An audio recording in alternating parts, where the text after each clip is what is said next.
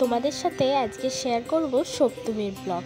দেখো, এইটা হচ্ছে আমাদের কোয়ার্টারের ঠাকুর, মানে বেলতলা বাজারের ঠাকুর। দেখো, মাকে শাড়িও পরিয়ে দিয়েছে, আর এখানে কাশফুলও এক গুচ্ছ তুলে এনেছে। কাশফুলও তো কাজে লাগে, আর দুপাশে এই কাশফুলগুলো রেখেছে বলে আরও সুন্দর লাগছে।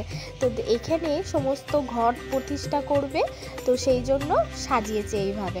আর তারপরেই তোমাদের নিয়ে যাব আর একটা ঠাকুর দেখাতে। এখানে কিন্তু কাছাকাছি অনেকগুলোই প্যান্ডেল হয়, আর সেগুলো মোটামুটি বেশ ভালোই।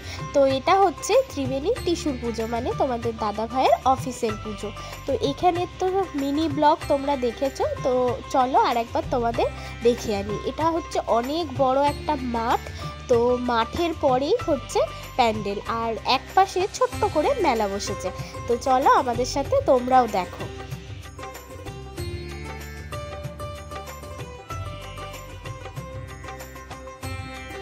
পুজোর সময় রাস্তাগুলো দেখতে যেন একদম অন্যরকম লাগে। প্রত্যেকটা রাস্তা, প্রত্যেকটা গলির মোড় যেন একদম আলোয় আলোয় সেজে ওঠে। আর চারিদিকে এই জিলিপি ভাজা বা বাদাম বা নিমকি ভাজা দোকানে তো ছেয়ে যায়, তবে আমার কোনোটাই ভালো লাগে না খুব একটা খেতে, তাই জিলিপি একদিনই খেয়েছিলাম। আর এখানকার ঠাকুর তো তোমরা এর আগেও দেখেছো, তো আর একবার দেখিয়ে দিচ্ছি। আর ভীষণ সুন্দর করেছিল প্যান্ডেলটা, ভিতরটা প্যান্ডেলের তো অসাধারণ হয়েছিল।